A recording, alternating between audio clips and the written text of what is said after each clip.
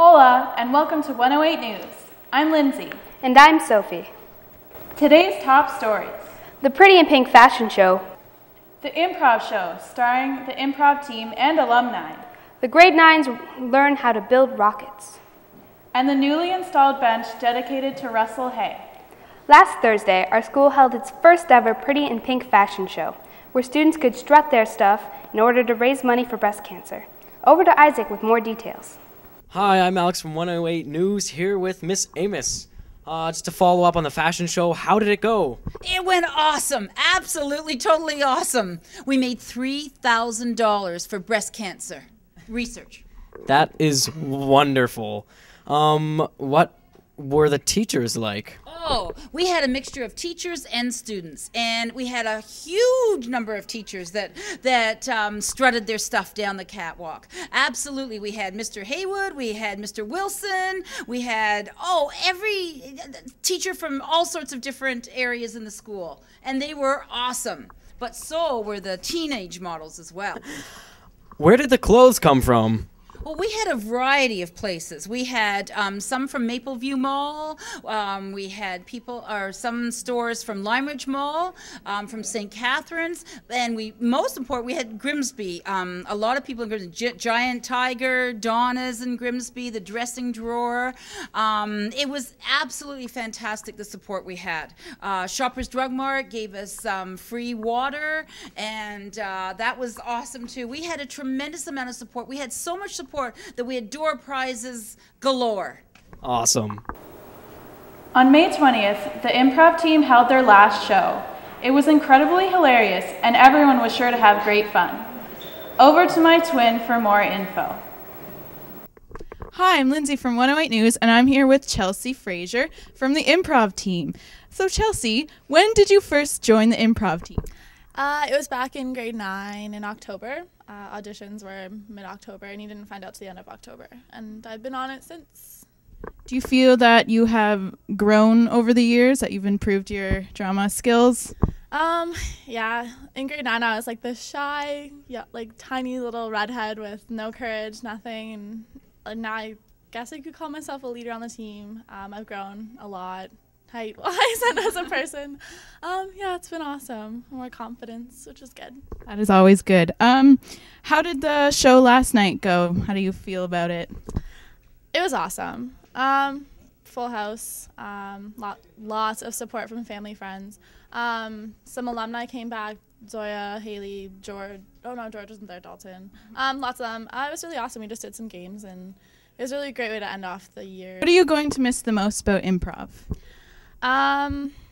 The family that you make on the team. I've been on 4 teams, and each year the bond has been different. And for sure this year it's been like, I almost feel like a mom but a sister. Everyone's super tight. Miss Ebert is super supportive of all of our decisions and all of us. And it's just going to suck having to be kind of teared away from a family that you've been so close with. So, The grade 9 tech class recently had a project to build rockets. Oh. The special agent Veldman was on the scene to capture the flight of these rockets.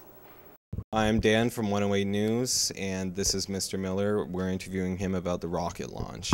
What is the process of creating the rocket? Well, this process here, it takes around 3 weeks from beginning to end. You start with an idea, you start to develop it. They do the fuselage, they do the fin design, they do the wing designs, the nose cone, the parachute, all those various things they put together. And then they put the motor in it and let her rip. What needs to be achieved for a successful launch? In terms of launching it, we do have a launch pad, and the rocket sits on the launch pad, and there's probes that come on the end of the engine, and there's a little igniter that fits up inside the motor. Then the switch is off about 15 feet away from the launch. If it's got an ignition and a blast off, we consider that a success. The second part of it, when it reaches its apogee, the secondary blast will come out, and that's when the parachute's deployed. As long as they get off the ground and the secondary stage throws out the parachute, I consider that a success. What did you enjoy about the rocket project? Well, it was fun making it, and it was pretty good making the design. And it lasted a while, and it really brought out creativity. About how high did your rocket launch? Like 40 feet. Did your parachute deploy?